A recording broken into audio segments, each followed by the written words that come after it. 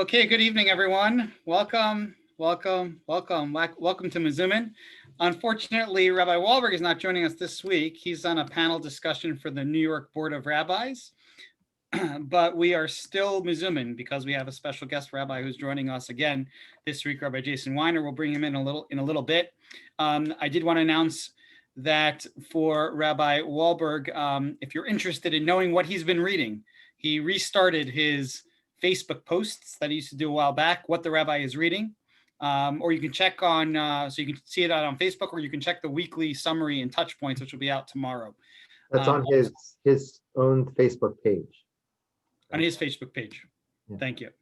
I want to just make a few announcements so we kind of get them out of the way and make sure we know what's going on. There's no MeZooMin next week because we're all going to be, Rabbi Wahlberg and I will be very full from eating turkeys, and Rabbi Yogev, will you be eating a tofurkey? Most likely. No. I hope so. I would never go near that. It's well known that those tofurkeys will fill you up, and Rabbi Yogev will be too full to engage in MeZooMin. So next week is Thanksgiving. We're off for Thanksgiving. But the week after is our next installment of the BTU. And we're going to be having Dr. Richard Landes. He's an author. He's a professor. And he specializes in medieval history with a specialty in apocalyptic millennial movements. Rabbi Yogev will tell us what that means. Rabbi Yogev, what does apocalyptic millennial movements mean? You're a doctor. I know what all three of those mean, but I never heard of them together. Well, then you will definitely be there. It's 2 weeks from tonight, Thursday, December 3rd at 8 p.m. He's going to be speaking about Jews and evangelicals, a marriage made in ... So that's the question. So that's 2 weeks on Thursday. Before that, a week from this Monday, so the Monday right after Thanksgiving, I want to remind everyone that we'll be commemorating Sandy Vogel, Alaa Shalom's second yahrzeit. And we'll be having a Zoom event this year with Divrei Torah from a number of the rabbis, Dr. Shor, Rabbi Stephen Exler, a good friend of the family and an alum. And there's going to be a shiur by Sarah Wokenfeld, who is the director of education at Sefaria. Sefaria, if you don't know Sefaria, it's probably been the most important Jewish resource in the last 8 months or so. Schools are using it, shuls are using it, rabbis are using it. It's an online learning platform. And what's going to be particularly interesting, and I hope fruitful, and I believe a real tribute to Sandy Alaa Shalom, will be that in addition to giving the shiur, Sarah will be walking people through how to use Sefaria to be able to learn, so that people will understand it and be able to do it from home and get on there. It's absolutely incredible what's on there. Mm-hmm. It's been the most important resource to me. I have it on my phone, and literally that's where I learn Daf Yomi. That's where I prepare shiurim. That's where I prepare classes in Divrei Torah. Sometimes it's even where I daven. So it's some of them might have met her when she was here. She gave a sermon. That's right. We had her scholar in residence last year. So we think that will be very, very fitting and appropriate. So those are two events I want you to keep in mind. Again, off next Thursday, then the Monday after at 7:45 p.m. on our same Zoom link here. We'll be doing that learning. And, whether you knew Sandy or you didn't, it's going to be a great evening of learning and Torah and really continuing her legacy of Jewish education and learning and text-based education. And then the Thursday after that, Dr. Richard Landes. As we get to talk a little bit about what's going on, there's a lot going on. There's a lot going on in the world. And, where you're getting a sense that, right, on the one hand, you see an article and they say, there's a vaccine and it's working and okay, everything's going to right. And then, well, numbers are going up right now. And with Thanksgiving coming, there's concerns there. We're thinking about Hanukkah. We had plans for Hanukkah. Some of them were virtual. Some of them were in person. We're pivoting from the in-person because the sense is that it's not in a few weeks from now, especially after Thanksgiving, it's not going to be a good time for people to be getting together, even outside. We're going to have Dr. Kleinberg on again one of these weeks If he's listening, that was just news to him, but I know that he's going to say yes. So we ask him. He's on our schedule. He just might not know that he's on our schedule yet. He's been so helpful, and people really appreciate him being on last time. And when we have him on, when we get back to things, hopefully he'll be helpful. We have a number of other special guests that are going on, but we're now in the month of Kislev, in the month of Hanukkah, in the month where we turn the darkness outside to light inside. And with that introduction, Rabbi Dr. Eli Yogev, when I think of light inside, I think of you. That's so beautiful, Rabbi. Yeah, it worked with the transition. I just had to. I guess I feel the same now. I think the same way too. That's okay. We can have an intimate moment here with some of our good friends listening in. Yeah, it's not too intimate. So hi everybody. It's good to see everybody. Just a quick thought on Kislev. Kislev is a Babylonian name, but some people learn out that it stands for hope, like Kisla or Kesel. So and we just emerged from a month without any holidays. Now we have Hanukkah coming up, and there's always rays of hope amidst the darkness. That's something important to think about going this month and going forward. We hope to provide a little bit of that in these weekly gatherings. Before we welcome Rabbi Weiner on, Rabbi Yogev, do you want to give us our trivia question for this week? How did people do last week? I can't remember. People do well with it? I think it was 1 for 1. I'm not sure. You can feel free to guess. It's okay. Nobody's, today actually there are 2 possible correct answers. So you have a 50% chance of getting this right. So the trivia question for today is, how many wells did Yitzchak dig in our parsha? Okay, so either 1, 2, 3, or 4. You have 50% chance of getting this right.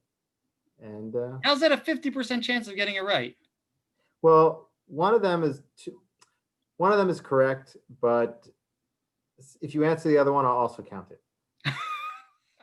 Is that 50%? Yeah, I guess so. 2 out of 4. Okay. Yeah. All right. Rabbi Yogev will explain that later on. He's not just being nice. There's a reason for that. One of those millennial apocalyptic moments.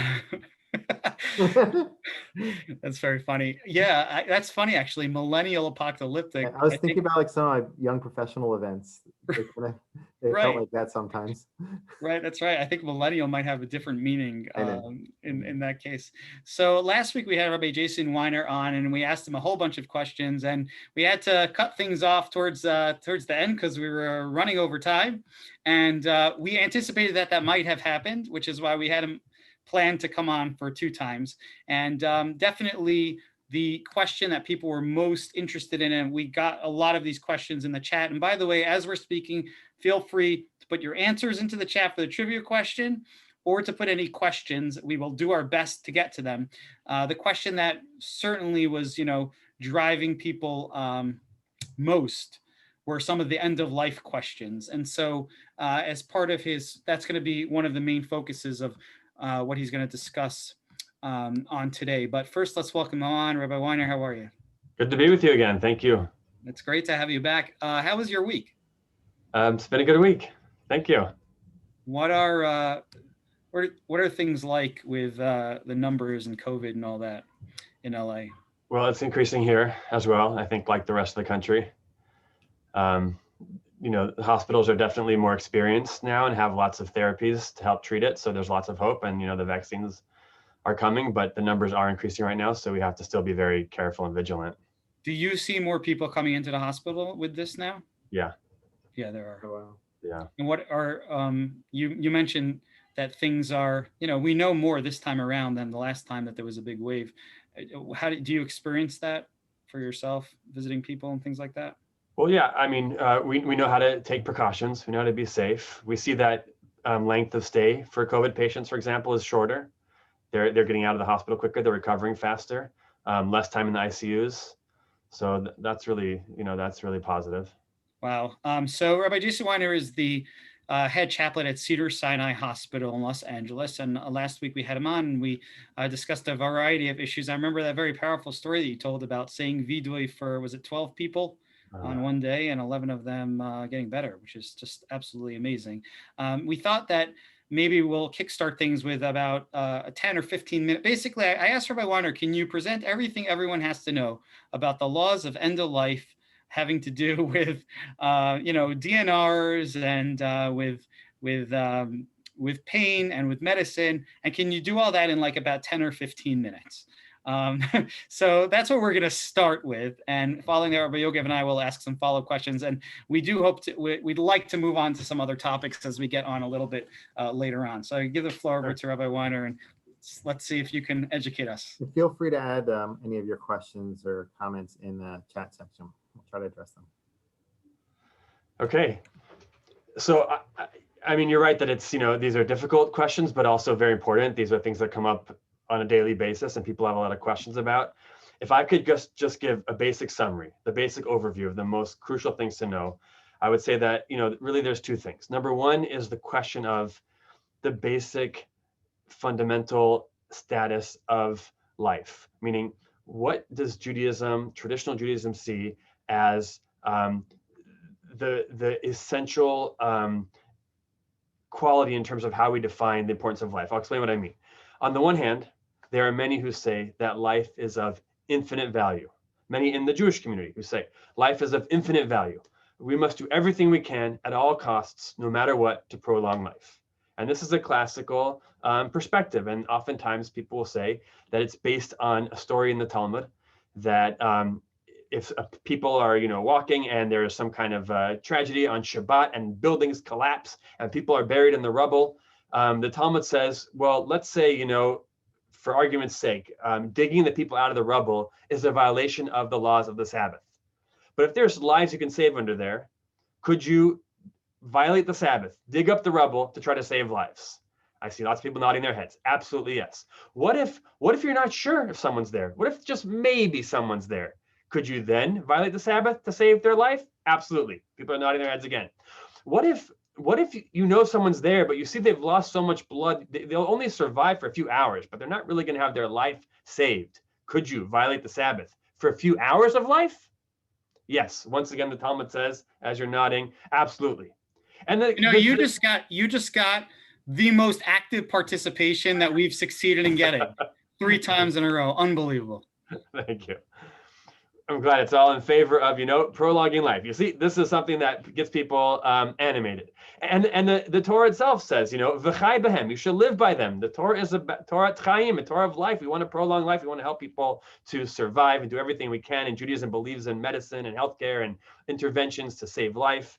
And some say that based on that, you can see that life is of infinite value. It's the primary core value. It doesn't matter what type of life, what type of person, what type of life they're going to live, anything you can do to prolong life.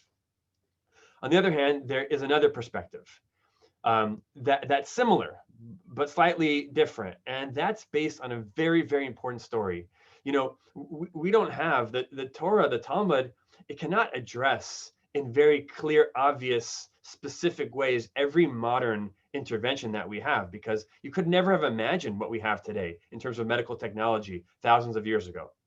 So instead, the Torah works with principles, and it provides categories that we can use, to then extrapolate from and figure out the right approach according to the Torah in modern life. So interestingly, the Talmud tells the story of the death of Rabbi Yehuda Hanassi.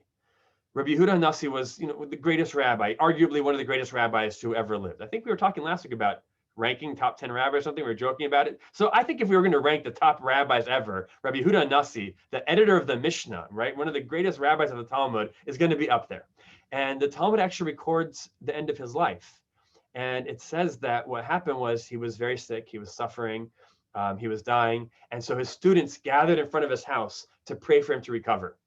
And there was a woman who lived with him. She was called the Amsa Debe Rebbe, which means she was like his personal assistant. She was a scholar herself. The Talmud quotes her many times as her opinions, whether it's translations of words or halachic Jewish law matters. She was a very wise woman, and she knew him very well for many years.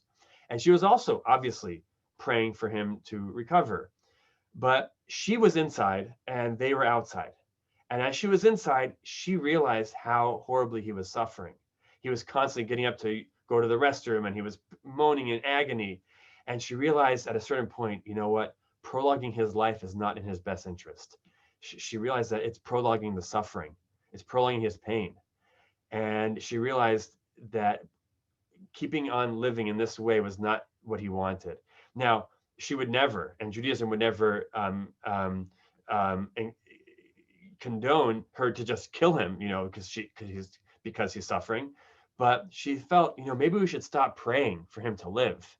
And we should just allow God to decide what's better for him instead of trying to force the issue here. And she realized, though, that the students' prayers outside were so powerful that so long as they would pray for him to recover, he will not die.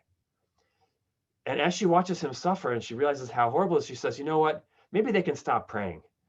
So she knows they're not going to listen to her. So she goes up to the roof. They're praying too intensely, too loudly. She takes a big jug, and behind where the students were praying, she smashes the jug to the ground. And it makes like an explosion sound when it hits the ground. And it startles the students. So in that moment, they stopped praying.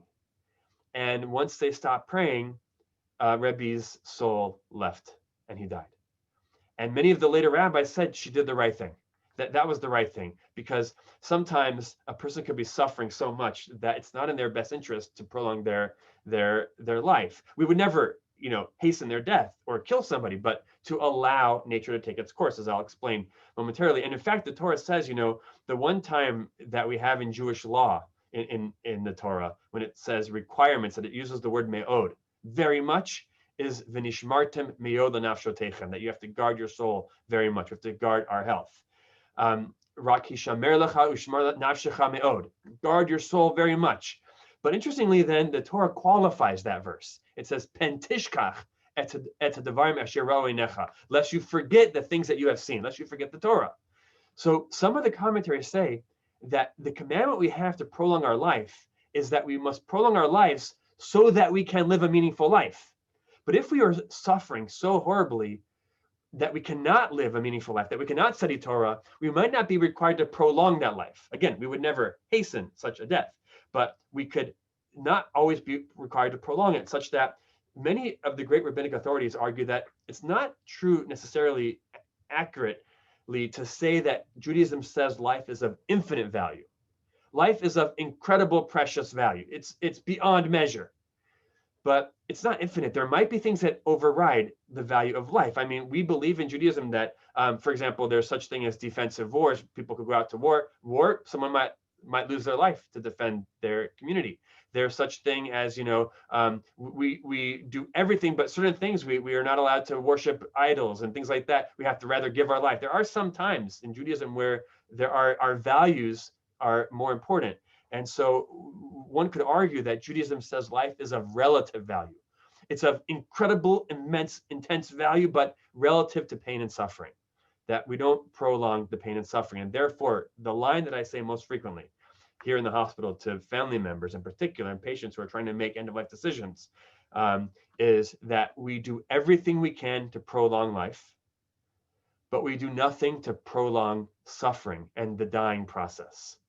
Once a person, we want to prolong life, we want to save life, but once it's at a point where the life cannot be saved and all that can be done is prolong suffering, we're better off ensuring that the patient has appropriate palliative care, that they're not in pain, they're not experiencing suffering, and that we can allow natural death, not to cause it. We never cause or hasten death, but we can sometimes allow death to occur when it's at that point at which there's nothing that medicine still has to offer for that patient. Never actively withdrawing, but sometimes withholding, not escalating, and withholding further measures that might be aggressive and might be painful. So that's the basic principle, the basic way that I kind of would summarize it. And what I say is, it's in partnership with the doctors, with the medical team. So we have our values and we try to live by our values. And we have to do it in partnership with the doctors, with the healthcare professionals who can help us understand when a life is being prolonged and when, unfortunately, the dying process is being prolonged. And with that input, we can help to make these decisions very carefully. Obviously, always erring on the side of prolonging life, but not always making that decision if it's going to cause unnecessary pain and suffering to a patient and not for their benefit. Thank you. That was, heavy and intense, but also really sort of distilled for us. So thank you very much. So I want to ask a few different follow-up questions. First of all, something that I've seen, and I imagine if I've seen it, you've seen it a lot, will be a situation where a family thinks that they are at that place before they are. Meaning they kind of come in like, oh, it's the end, and there's nothing to do, and we're gonna just have to let this person die or something along those lines. And there could be all kinds of reasons they're thinking that. Maybe sometimes the doctors think that, but I just sort of caution that sometimes people think that they're there, and based on something that the nurse said or that one doctor said, without. So I'm curious if you have that experience also. Yeah. Yeah, and thankfully today, there is such sophisticated palliative medications that can help relieve pain and suffering that hopefully oftentimes trying to prolong life won't necessarily cause unnecessary suffering. I remember one time I got a call from someone. I'm changing minor details of the stories, but they keep the story the same. But I remember I get a call. I answer my phone, and the woman says, Rabbi, you performed my father's funeral, and now unfortunately I have to ask you to perform my son's funeral. And I thought, oh gosh, what a sad. And I didn't know who it was. I said, tell me what's happening. She says, well, my son is still alive, but he collapsed. He just collapsed. He had a brain aneurysm. He was taken to the hospital. He's not at your hospital, but he's at another hospital, and there's bleeding all throughout his brain, and they told us there's no chance of recovery, and that I should withdraw all interventions. And I just felt, obviously I have to first call a rabbi and ask to make sure that's allowed, but obviously we don't want to prolong the inevitable, and therefore, unfortunately, that that's what we're likely going to do. Is that okay? So I said, well, when did this happen? So she says, it just happened yesterday. We're all still in shock. So I said, it happened yesterday, and we're already, that seems a little rushed to me. She says, yeah, but the doctor told me that it's certain. There's no chance, like it's clear. He said he's seen this before, and there's no chance of recovery. I said, maybe we could get a second opinion. I don't feel comfortable with this. I wouldn't feel comfortable saying to just withdraw right now. I think we need to give it a little time, and we need to get another opinion. Could you just ask them gently for another, even within that same hospital, just ask for another intensivist to look at it? And she says, okay, I guess. She calls me back the next day. Rabbi, this is just, I can't bear to see him suffering. Why are we doing this to him? Why are we forcing him through this?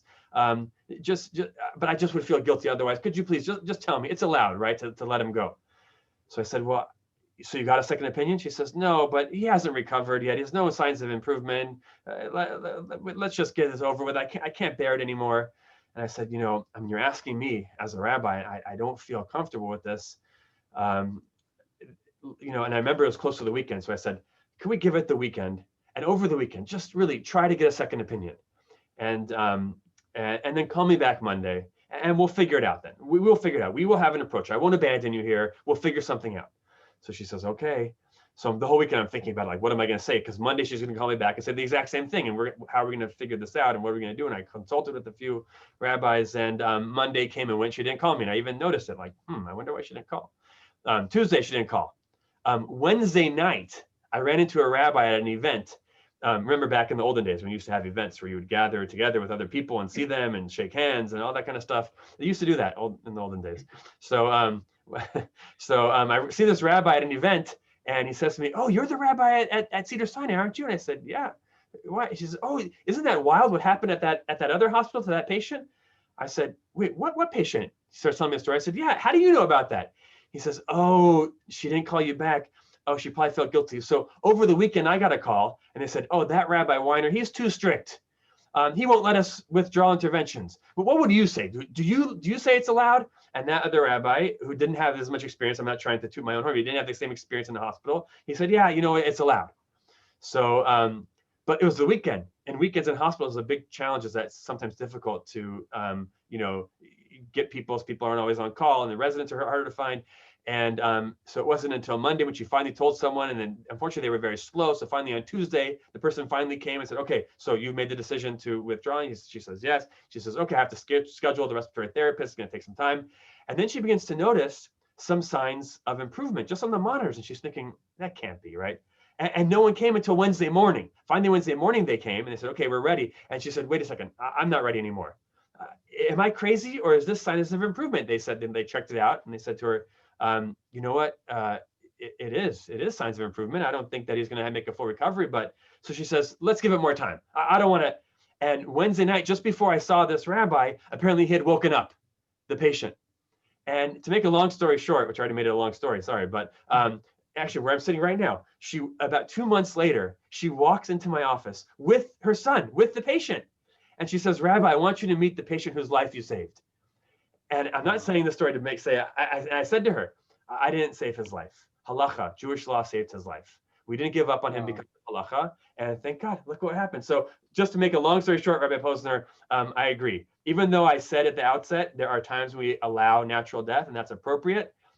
We err on the side of caution. We want to keep people alive when possible, when within the realm of reason. And sometimes it has incredible outcomes. Wow, it's an incredible story, and I love the way you said that. I find like so often like in modern Orthodox shuls, maybe like ours, maybe in other shuls too, but people feel like halacha is the bad guy. Halacha is like the thing that doesn't let people do the things they want to do. No, right. It's like the context.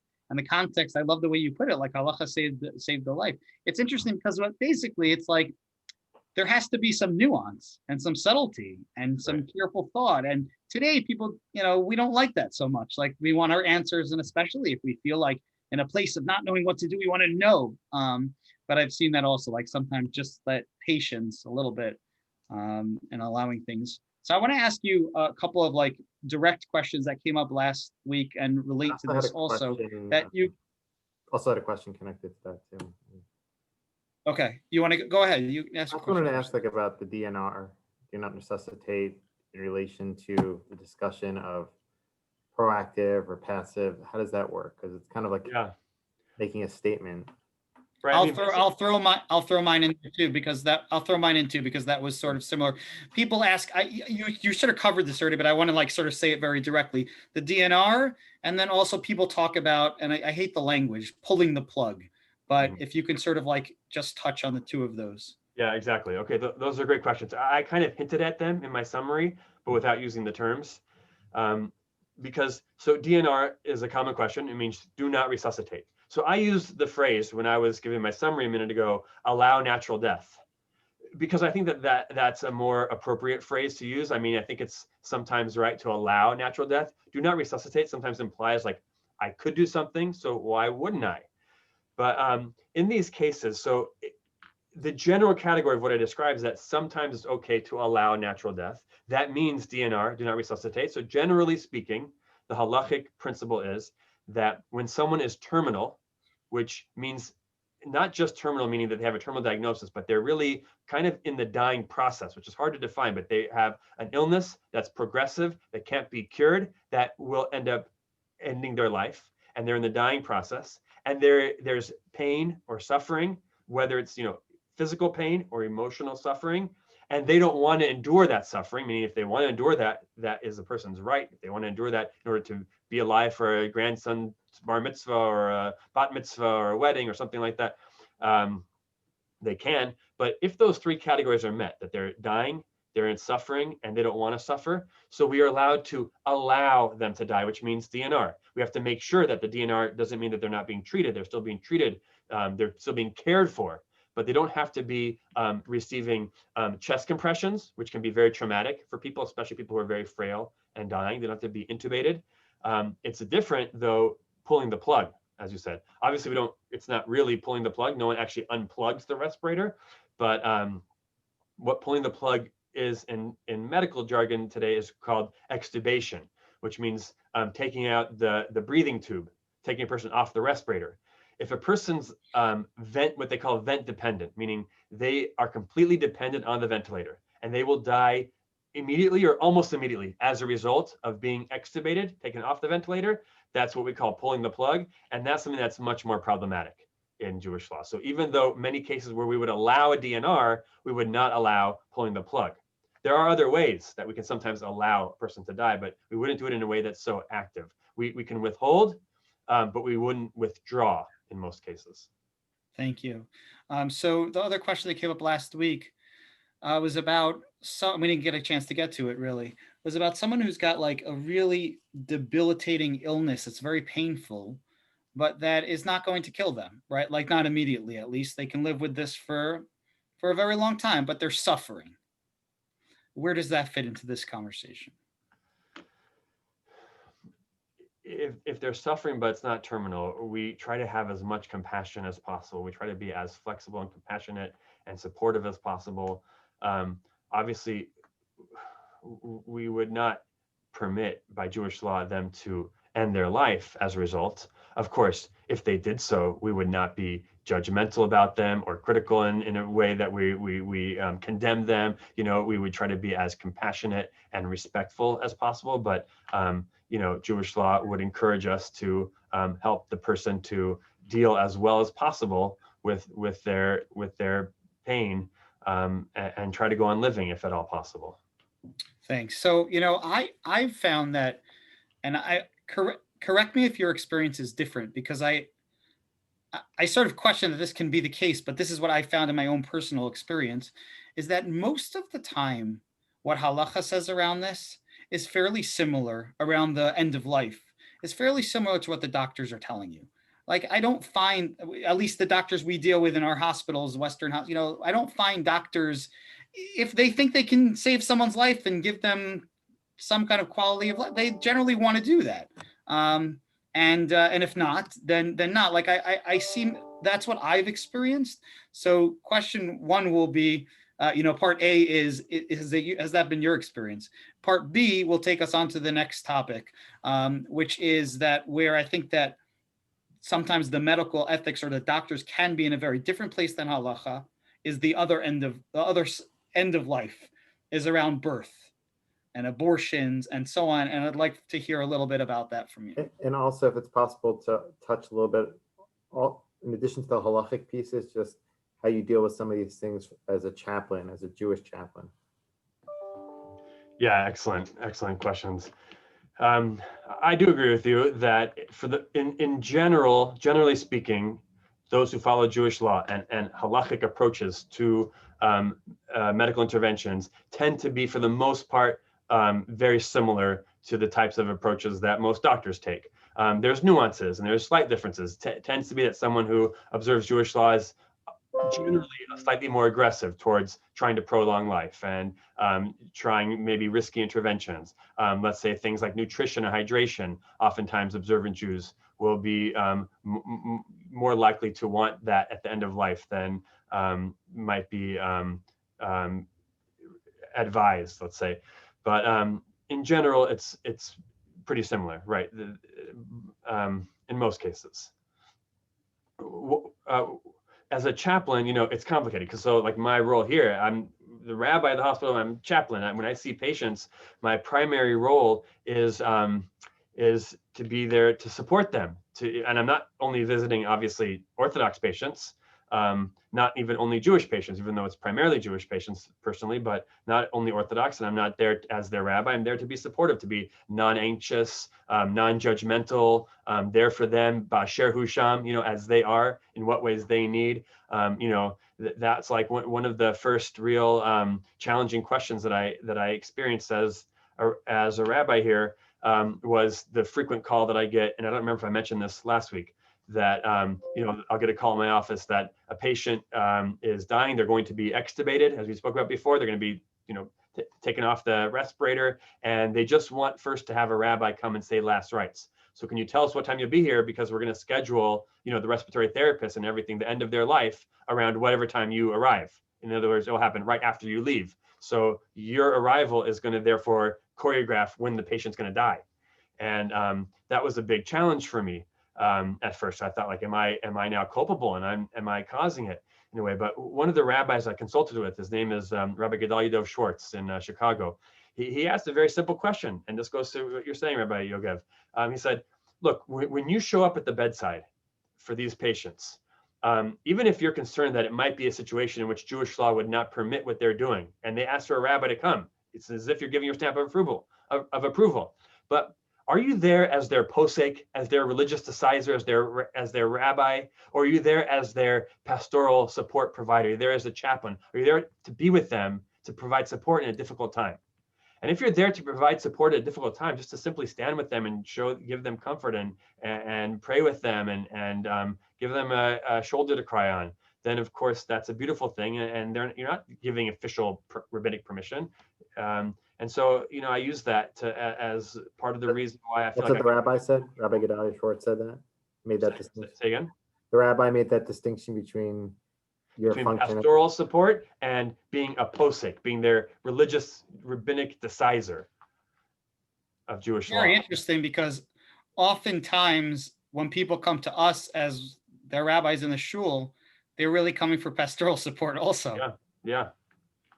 So you have to try to figure out why are they coming to me? Is it because they want a legal answer, or is it because they're looking for someone to, a compassionate, nice person that can, will listen to them and maybe provide support from a Jewish perspective, but not necessarily as providing a determination of Jewish law. Right, it's true. So I think that, though I personally haven't had to deal with much of this, I think that the doctors, the medical ethics don't necessarily match up as neatly with beginning of life issues around pregnancy, delivery, abortions. And I'm curious, we didn't talk about that at all, or even just in regular normal situations of births of baby, what you deal with as a chaplain in the hospital. Yeah, well, I mean, so here the labor and delivery is on the 3rd floor, and I always joke around that that's my favorite floor. After dealing with death and pain and suffering all day, when I get called up to the new baby's floor, the 3rd floor, it's such a joy. Sometimes I'll walk in the room, and sometimes the new parents will say something like, sorry to bother you. We know you're very busy. And I'll say, what do you mean? This is my favorite. To get any excuse to come see the new babies, it's a pleasure. So it really is. I heard that when they were calling you to get there for the end of the person's life, they found you hiding on the 3rd floor behind a baby's crib. Yeah, I was like, sorry, I can't come right now. I'm rocking a baby to sleep.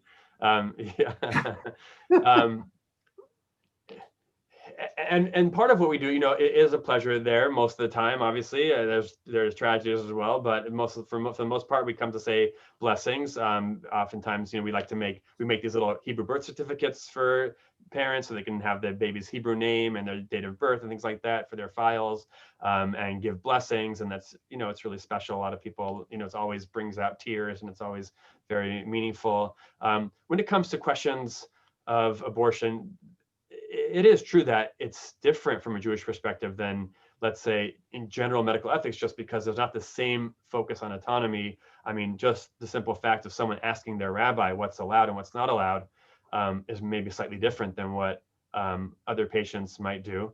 There is a lot of flexibility. Judaism and abortion is not clear black and white. It's not just, always forbidden. There are oftentimes when it can be allowed, sometimes when it's even expected. And there's lots of nuance and ability to navigate on a case-by-case basis. But it is sometimes confusing or different for some of the medical staff who are like, I don't understand why the rabbi is coming to this meeting to discuss this. Like, what's the rabbi's role here? I have to explain to them that people oftentimes are looking not just for the pastoral support that we discussed, but also for kind of a legal ruling in terms of Jewish law, which can be very helpful for people, because when you have to make such complicated and such difficult decisions, it mitigates a lot of the guilt, because you can say, look, I don't know what's the right thing. It's very difficult to know what's the right thing, but being able to rely on an ancient and wise tradition, and in some ways, the word of God that's guiding me in this, it can help me feel like I have support and guidance in this decision, and take a lot of the guilt away from my personal decision. Thanks for sharing, Rabbi Weiner. I don't know if you know, I worked as a chaplain in hospice for a summer after I graduated from Chove, 2017. So we had a lot of interesting experiences, because most of my patients were not Jewish. Just curious, like, how you navigate that. It's like what kind of issues might arise as a Jewish chaplain tending to, are the majority of your patients, I suppose, not Jewish? Am I correct? Or? Yeah, it's a great question. So, I mean, and just Rabbi Weiner, just to add to that, you're also the head chaplain, so you're overseeing other chaplains who are not rabbis, who are from other faiths, I assume. Yeah, it's a challenge. So we're a Jewish hospital, so we really thought about this, try to think about this from a Jewish perspective. when we look at interfaith, there was a big discussion in the Jewish community after the Nostra Aetate, in the 1960s, when the Catholic Church formally relieved the Jewish people of the crime of deicide and opened themselves up to interfaith dialogue with Protestants and Jews. And many in the Jewish community started to debate, like, they're welcoming us back, but do we want to go? And so there was some perspectives, like Rabbi Abram Joshua Heschel, who said, God speaks Arabic on Fridays and Hebrew on Saturdays and Latin on Sundays, and we're all praying to the same God, and we just enhance each other by engaging in the dialogue, and it's a really beautiful, a way of looking at the world. And Rabbi Soloveitchik, on the other hand, took the approach that, like, we have to make sure, though, not to water down our own religions. We want to make sure everyone maintains their own authenticity. And sometimes in the drive to show that we are, all brothers and sisters, sometimes people overlook the uniqueness, and we don't want to lose our uniqueness as Muslims, Christians, or Jews, or anybody. So we try to have an approach where we provide here at our hospital a Jewish chaplain for Jewish patients and a Catholic chaplain for Catholic patients, and that we want them to have that sort of respect in terms of, like, that they can receive a chaplain from their own religion, even though in most places it's interfaith. So a lot of my work is with Jewish patients, the majority. But we do have especially urgent, on-call situations or other issues that come up that I work with non-Jewish patients. And the way that I look at it, the way I have been able to articulate it, is that basically saying that every single human being in the world is in some ways like all other people, in some ways like no other people, and in some ways like some other people. Meaning, in some ways, everyone is unique, and every single person is unique, and every religious group is unique. So it's not going to be that helpful to me if I'm in the hospital and I request tefillin, and I say, "Can you please send the chaplain?" And the priest walks in, and I say to him, "Oh, I need tefillin. I need to know how to do it because I have an IV and I'm not sure." And he's just going to be like, "Wait, first of all, what's tefillin?" So it's like there's no connection. But in some ways, everyone in the world is alike. Meaning everyone has the same experiences, whether it's in terms of loneliness or frustration or existential concerns. We can connect to other people on a human level. And even more than that, though, there are some ways that some people are connected. So maybe that priest can't help me with the tefillin or with saying vidui. Maybe he doesn't know the specific Jewish prayers. But if I connect to Psalms, let's say, and someone wants to recite Psalms at the end of life, which many people do, maybe there are chaplains of a different religion that they can connect over Psalms because we share that in common. That's what saved me that summer. Anytime I was in doubt, it's like Psalm 23. As I walk through the valley, it's like, oh, whatever. Yeah. So there's that basic companionship, basic human connection that we can all find just being with someone. And sometimes you can even go a little deeper. I found personally, for example, with Muslim patients, to find incredible similarities. That sometimes there's that initial sense of like, oh, wait a second, can we get along? Is there like international geopolitical concerns that are going to cause us to not be able to get along? And then you connect on a human level, and you realize we're human beings experiencing the same types of challenges. And then all of a sudden you get to talking, and you realize we actually have a lot more in common than we expected. So there's certain areas that we're not going to have in common. I'm not going to be able to recite Quran with them, right? But we find ways of connecting very carefully without trying to impose our religion on other people. I love that perspective. I mean, I love it for so many other things as well. One fitting right in with that, I'm curious about any stories you may have or knowledge to impart around maybe race issues that have come up in the hospital. Yeah, I mean, obviously, especially this past year, it's a really important topic to think about and to struggle with. I'll just tell you in kind of a general way, because I feel like I've been giving very long answers to your questions tonight. But this is how I look at it. Rabbi Weiner, no one's sleeping, and I can tell you for a fact people have slept before on this program, so you're fine. Okay. I fell asleep last 2 weeks ago. I wouldn't think it was such a bad thing. I mean, people need to get some sleep. If I'm going to provide the role of anesthesiologist there for them also, I'd be happy to help people get some rest. I wrote some books that are supposed to help with that too. But so there's a lot of talk about the importance of diversity and inclusivity, right? Include diversity and inclusion. And most often, when you read a lot about it, you'll hear either, diversity is important because either one, historical injustices, that we were trying to make right some of the past injustices that have happened. And so we want to do things to help try to heal that or cure that if possible. And so we need to encourage diversity. Others will say, well, diversity of perspectives and diversity of backgrounds leads to better creativity and better outcomes because people will have different perspectives around the table and it'll help them to be more creative and to think better, right? Tovim hashnayim min echad, right? As it says in Ecclesiastes, two are always better than one because you have different ways of looking at the world. But what I've kind of learned in the last number of years working in a hospital is that diversity and inclusion also literally can be pikuach nefesh. It can save lives. And the way I realized this was from two stories. One is history, I did a lot of research on the history of my particular hospital because it's a Jewish hospital. There's Jewish hospitals in Baltimore as well, I know.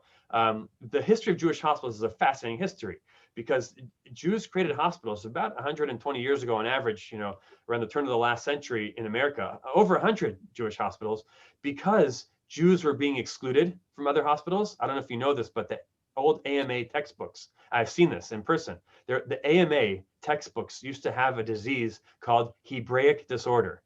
And there was a picture, literally a picture of a man with a big hooked nose and a beard and a yarmulke. And it said in the textbook that all medical students studied. Hebraic disorder is the disease of the Hebrews, the Jews, that is what makes them very smelly and demanding and rude, and it's potentially contagious. Horrible stuff.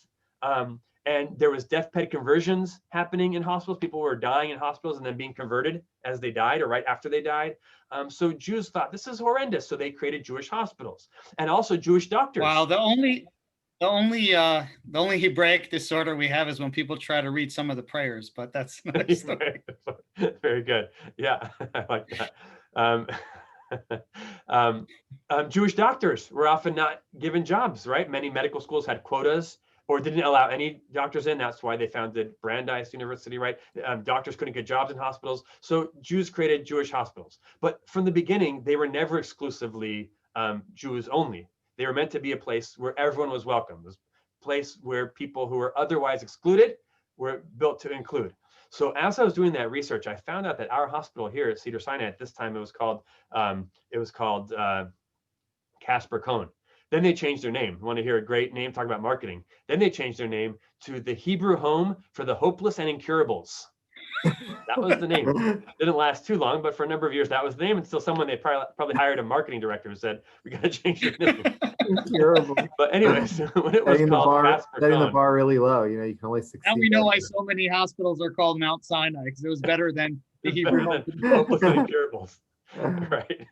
So when it was Casper Cohn, at that time it was the Jewish hospital. And in 1906, this hospital hired the first female physician in Los Angeles. The first hospital to hire a female physician was the Jewish hospital. Her name was Sarah Vasson. And I always thought that's really cool that we were the first hospital to hire a woman as a doctor.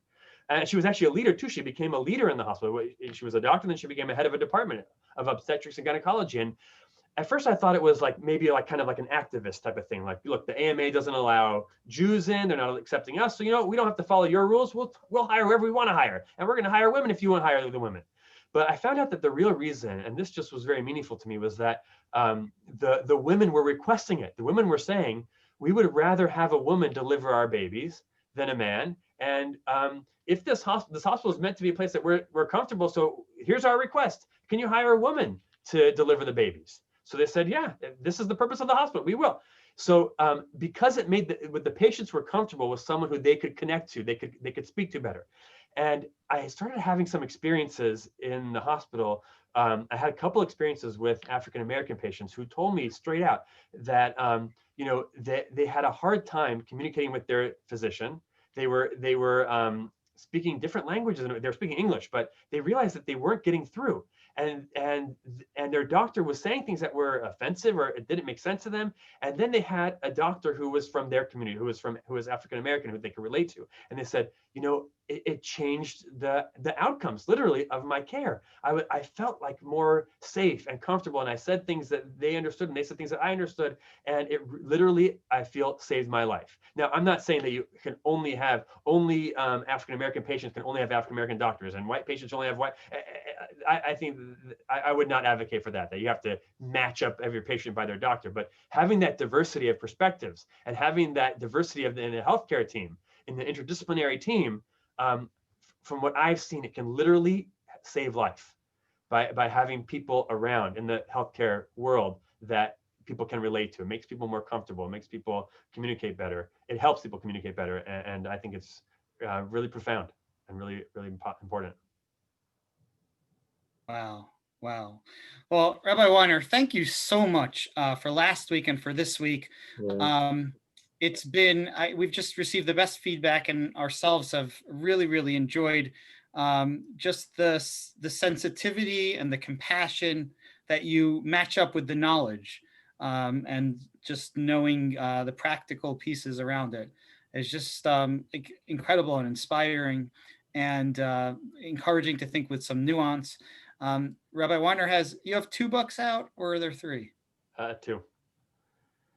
Yeah, there's the guide. Rabbi Weiner has 2 books. You can find them on Amazon. You can find them, right? Yes. Yeah.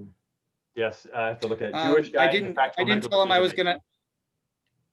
Thank you. You guys are I very did not kind. tell him I was going to plug his book. He didn't ask us to plug his book. I'm saying it because I know that people didn't really get enough, and it's great, both of them. So I would encourage people, if you're interested, and you can also Google Rabbi Weiner and you can find more information about him. And I hope that we'll have an opportunity to have him back. I hope we'll have an opportunity to have him in person sometime soon as well. But meanwhile, we are really grateful that you joined us. Love to. And thank you, and hatzlacha, best of luck to you in all of your very, very holy endeavors. Thank you. You guys are doing great work there. Keep up the great work, and best wishes to everyone in the Baltimore and beyond for good health and happiness to everybody. Thank you all. Amen. Amen. Thank you so much. Rabbi Yogev. Yeah. The suspense is killing me. How many wells did Yitzchak Divak dig up? The people need to know. Oh, they can hold up fingers. There you go. Hold up fingers, folks. All right, actually, let's see. We got how many fingers we have? So the answer to the question is either C or D. So Yitzhak dug 4 wells altogether, but the 3 of them are mentioned together, and they each have different names. So if you answered C or D, you're fine. D is like the technical answer, but the message behind it is, it's reminding me a little bit chaplaincy. One of my mentors told me when I was working in chaplaincy that you have to be with people in the pit, join them where they are, in the well, in the pit, and be there with them. And sometimes when you go there the first time, they'll push you away. And the first 2 wells that he dug, there was a lot of battling and conflict around them, Esek and Sitna. In the end, on the 3rd one that he dug, he finally achieved rechovot, which is expansiveness and connection. And that's the whole purpose, the whole way of the chaplain, just to keep coming back, keep doing good.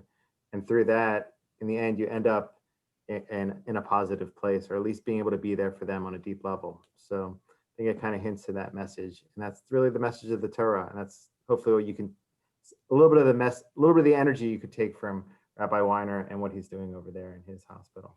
Love it. Thank you. So since we're off next week, and since this was a pretty serious topic, we're going to stay on for a few minutes in the after party. For those who would like some comedic relief from myself and Rabbi Yogev, we'll see what we got. Yeah. If people want to stay on and chat a little bit and just talk for a few minutes, you're welcome to do so. We'll stop the recording. We'll stop the Facebook Live. We'll say goodbye to Rabbi Weiner. Thank you so much for joining us. Yeah. And we'll say goodbye to anyone else who's signing off. Have a great Shabbos. Have a Kislev full of light. And those who want to stay on and talk with us, you are welcome to do so. We'll answer any questions Rabbi Weiner wasn't able to answer. Great. We are offline now. Thanks, Rabbi Weiner. Awesome. Thank you. So happy you joined us. Thank you so much. Thanks for joining us. Thank you. My Appreciate pleasure. it very much.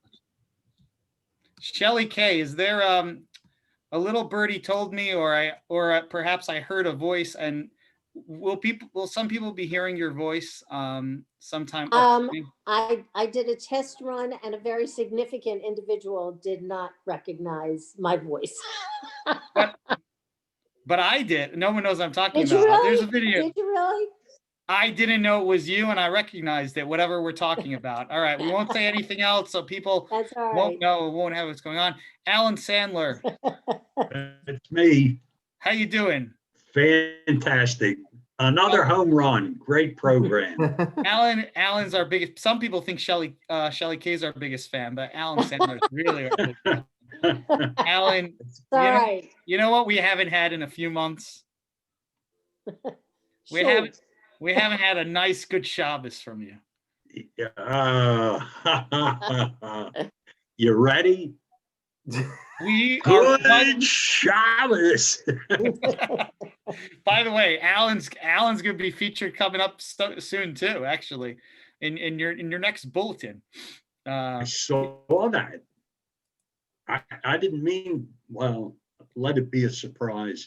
Keep your eyes out for that too. It sort of sounds like we got intel on everyone who's here, like we're inside your heads, but we're really not. But Programmed for success. Who could tell us something about births about births in hospitals is Debbie Bear, who's probably there right now. I'm guessing 'cause you got the mask. I'm here. Yeah. Yeah. Oh, You have anything to add to what Rabbi Weiner said? I think what he understated was the role of the chaplain, especially in times that are not so positive. I mean, it's always lovely, as he said, if the rabbi comes up to see a family that has just had a brand new baby and everything is the way, we always hope it will turn out. But when we have our tragedies up here, and our tragedies are really just that, they are tragedies. To have the support of a clergy person for our families, whether it's a Jewish family or a non-Jewish family. And some of our rabbis here support our non-Jewish families just absolutely magnificently. And it's just so helpful to us to be able to be with them and help the family to get through this really, really super difficult time. Wow. So the role of the chaplain is just absolutely amazing, not just, with the end of life when you're talking about, the life of an adult, but also when you're talking about the end of a life that was never really lived. Mm-hmm. Mm-hmm. Debbie, do you have a count of how many babies you've helped? On this show? No, I was joking. Probably I saw her moving around throughout the show. The thing is that, when I started working here 50 years ago, I didn't get a count of, I didn't start counting, my babies. So in the course of 50 years, it's really hard for me to say. It's certainly in the thousands. And, but an exact number I can't give you. Not that not that it's the same, it's sort of the opposite actually. But, I remember when I first started here, I remember wanting to get funerals under my belt. So that, when I sit down with a family, I don't remember, the first family you sit down is they say, oh, you done this before? Nope, my first time. I didn't really, I wanted to get a certain amount of funerals under my that I say, oh, I've done, tens, hundreds. But I guess at some point you stop counting actually. So I think that's a good, once you don't feel the need to justify the fact that you're not going to mess it up for them because you haven't done it that many times, this is probably a safer place to be at. Rabbi Yogav, do you still get some of that because people know you're new rabbi? I always pretended that I did a lot of them. So. That's awesome. That's amazing. Do you know Rabbi Yogav? Do you know? Well, he'll have to tell a story. But you know Rabbi Wahlberg's famous story about the first time he did a funeral? No. It involved his was it him a story with his wife? And, Yes. Yeah, he made Sherry lay those down. stories surface once a year. I know. I have to ask him about that because I never quite understood because the person's in the coffin, right? He was practicing and he asked his wife. Sherry I know, but you don't have a body laying in front of you. There's a coffin in front of you. Yeah. You know what? We have to investigate this story a little bit further. I'm not sure about that. That's maybe in the category of the stories that are true but didn't happen. No, No, I think this Here's one. I that- think here's this that happened. quote. What? I think this one happened. I just have to clarify from him, where exactly he had her laid down. But yeah. If he had a coffin lying around, you really need to get some answers. You know what? It wouldn't surprise me, but I don't know about anyone else. Yeah. Rabbi Wahlberg is definitely not like this is like very interesting. If there's ever, maybe he was different when he started, but there's never a thing that could be useful that he doesn't have. Meaning, like, we'll be having a conversation and someone says something about, what will be better with the lighting, if you have some lighting by your computer, and, the next day he's like, okay, the lighting was delivered. Like he just immediately gets the thing, whatever the thing is, he always comes prepared with that. So if he needed a coffin, I think we got a coffin. God. Jeez. Charlene, how you doing? It's nice to see you. Wait, let me unmute you.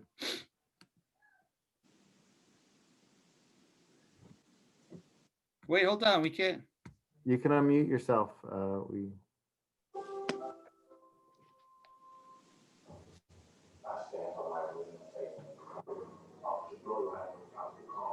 Wait, are I posers now? muted? Oh, there she is. Yeah. I was getting a call literally from private number, so I figured it's probably Rabbi Wahlberg, but he wasn't on the other end, so I thought that was like divine. They know when you're talking about them. They know. I usually operate with that assumption. Never be too safe. Charlene, we wanted to find out what you're doing in retired life, but I know what you're not doing. You're not learning how to operate Zoom. I'm trying to unmute you, but you have to accept it. She says, "You were always my favorite, Rabbi Posner." Can anyone read lips here? Can anyone read lips? No. All right. Oh, there's Mark Levy. Oh, Mark Levy's in Beth Tefillah. But his arm is not. So Didn't Rabbi Yehuda Halevi say that? Sure. I am in Beth Tefillah, but my arm is My arm is not, yeah. elsewhere. What can I say? Mark, I only want you to share as a doctor any information about COVID if it's good information that's going to make us feel good. You have anything good to share? We're all doing well. Great. We'll take it. You know, Mark, where's your TV screen? I loved your Zoom television screen on Monday. I that's reserved for other things. Oh, it was great. I loved it. Yeah. It made me feel young. Okay, Mark has his own YouTube channel. So, I do. yeah. I have a Facebook and all that kind of stuff. It's the sourdough simpleton, where I bake sourdough. That's the YouTube channel? There's a YouTube channel, Sourdough Simpleton. There's a Facebook page, He has Sourdough Simpleton. merchandise. It's a whole And thing. there's a website, sourdoughsimpleton.com. Yes. I'm shocked that I haven't heard of this. You sit in the back of the show. All the action's in the front there. No, all the action was in the back. That's true. That's true. It's surprisingly very quiet and chill now. Of course it is. The ushers aren't there. We'll fix that. Bear with us till we get back. Alan, did you ever see that Everybody Loves Raymond, where the father is the usher Yes, of the church? saw it. Is that your Exactly. inspiration? See, it crosses religious boundaries. We don't have an exclusive on that. I love what he had to say. What was that? So Hi, I'm Mark Levy, the Sourdough Simpleton, with another treat for the Sourdough. Where I come from? It was fun. I'll put myself back on television. that was great timing because it was just as Mark got himself on the television. Oh, Rabbi Yogev's got the glasses. Oh, you're doing that, okay. The Let's get lollipop. We can play with, There you go. with Zoom filters now. All Rabbi right, Aaron? everybody. You don't want to see any more of these. No, you don't want to see any more of those. Have a good night. That's awesome. And a Take good care, everyone. Be well. Night. Have a Take good Good care. Shabbos to everyone. Have a Stay beautiful well. Shabbos. A wonderful Shabbos to everyone. Great Stay Shabbos. safe. Bye-bye.